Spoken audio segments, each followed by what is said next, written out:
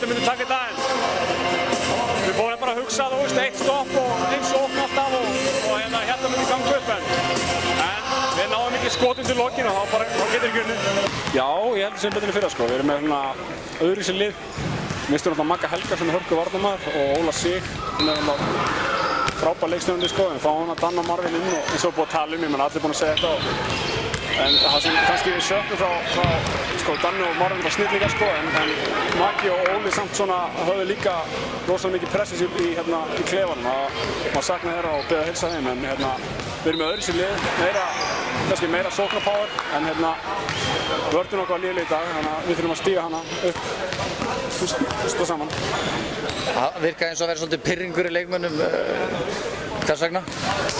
Ég veit það ekki alveg, við vorum frekar fljótir að hengja haus og samt sko, meira segja smá pirringur þegar við vorum á rönninu okkar í fjöruleiknum sko.